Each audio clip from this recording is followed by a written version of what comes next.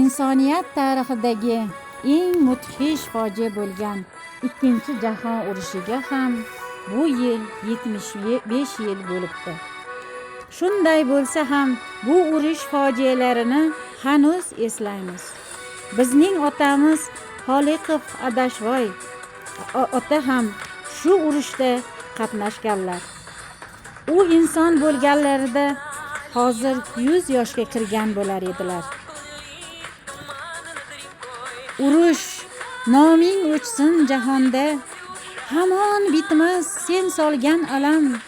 Sen tufayli ko'p xonadonda ota nomli buyuk shodlikkan. Ha azizlar, bu urush ko'plarning yostiqlarini quritdi. Yosh akalardan ko'p oilalar ayrildi. Bizning maktabimizning nomi berilgan Asqar Yusupaliyev ham mana shunday insonlardan biri edilar. Biz mana shu maktabda ishlaganimizdan doimo faxrlanamiz.